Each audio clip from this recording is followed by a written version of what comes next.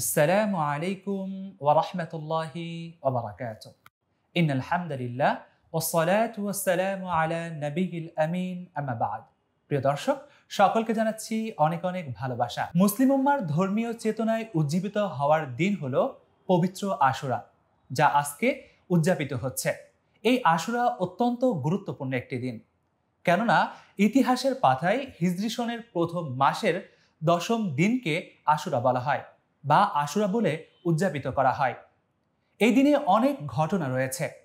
এদিনে বনী ইসরাইলের সম্প্রদায় ফেরাউনের কবল থেকে, তার অত্যাচার থেকে, নিপীড়ন থেকে মুক্তি লাভ করে। আবার কারবালার ঐতিহাসিক হৃদয় বিদারক ঘটনাও সংঘটিত হয় এই দিনে। যুগে যুগে নবী আলাইহিসসালামগণ এই দিনকে সম্মান করে আসছেন, এই দিনে রোজা রেখে আসছেন। নবী করিম সাল্লাল্লাহু আলাইহি ওয়াসাল্লামও রমজানের রোজা ফরজ হওয়ার আগে এই রোজা অত্যন্ত গুরুত্বের সঙ্গে আদায় করতেন। হযরতে ইবনে আব্বাস রাদিয়াল্লাহু তাআলা আনহু বর্ণনা করেন, তিনি বলেন, নবী করিম সাল্লাল্লাহু আলাইহি ওয়াসাল্লাম দুটি রোজা খুব গুরুত্বপূর্ণ সঙ্গে আদায় করতেন। একটি হলো রমজানের রোজা, আরেকটি হলো আশুরার রোজা। এছাড়াও তিনি রমজানের রোজা ফরজ হওয়ার পরেও এই আশুরার নফল রোজা খুব গুরুত্বের সঙ্গে আদায় করতেন।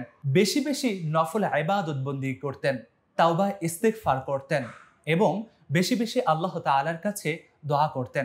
এই আশুরার দিনের সঙ্গে অনেক ইতিহাস জড়িয়ে রয়েছে। আল্লাহ তাআলা হযরত মূসা আলাইহিস সালামকে ফিরআউনের অত্যাচার, নিপীড়ন, কষ্ট থেকে নাজাত দান করেছিলেন, তার সম্প্রদায়কে মুক্তি দান করেছিলেন। আল্লাহ তাআলা এ ব্যাপারে কুরআনুল কারীমে ইরশাদ করেন, ইয ফাররাকনা বিকুমুল বাহরা ফাআনজাইনাকুম ওয়া আগরাকনা আলা ফিরআউন ওয়া আনতুম তানজুরুন। আমি সমুদ্রকে দুই ভাগে ভাগ করেছি এবং তোমাদেরকে নাজাত দান করেছি।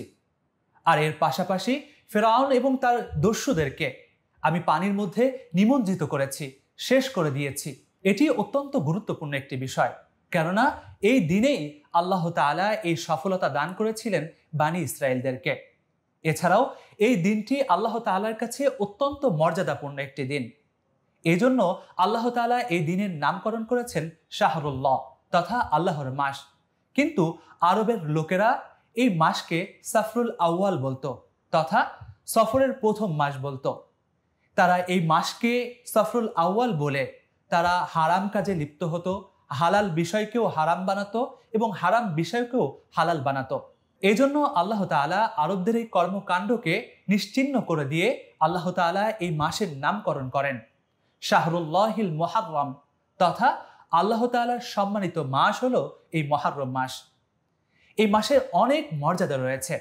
এই আশুরার দিন হযরত নবী করিম সাল্লাল্লাহু আলাইহি ওয়াসাল্লামের প্রিয় নাতি হুসাইন রাদিয়াল্লাহু তাআলা আনহু ইয়াজিদের সঙ্গে তার খারাপ কাজের জন্য, তার অত্যাচারের জন্য তিনি যুদ্ধ করেছিলেন, লড়াই করেছিলেন। লড়াই করে তিনি নিজের দেহটাকে, নিজের জীবনটাকে আল্লাহ তাআলার রাহে কুরবানি করেছেন, শাহাদতের অমীয় সুধা পান করেছেন, শুধু হকের সাথে লড়াই করার জন্য।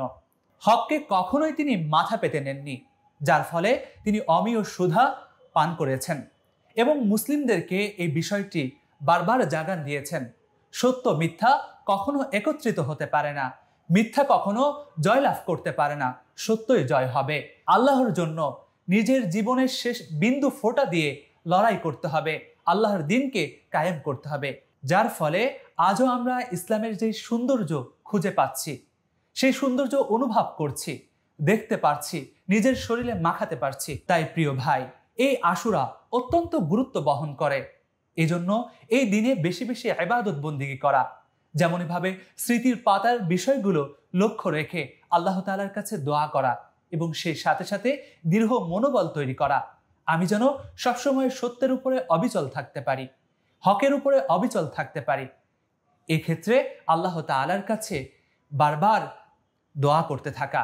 ইনশাআল্লাহ আল্লাহ তাআলা এই দোয়ার বদৌলতে, এই দিনের বদৌলতে আমাদের দোয়াগুলোকে যেমন কবুল করবেন, আমাদেরকে হকের উপরে, সত্যের উপরে অবিচল রাখবেন ইনশাআল্লাহ। আল্লাহ তাআলা আমাদের প্রত্যেককে এই সম্মানিত দিনের সম্মান বজায় রাখার তৌফিক দান করুন। আমিন। আসসালামু আলাইকুম ওয়া রাহমাতুল্লাহি ওয়া বারাকাতুহু।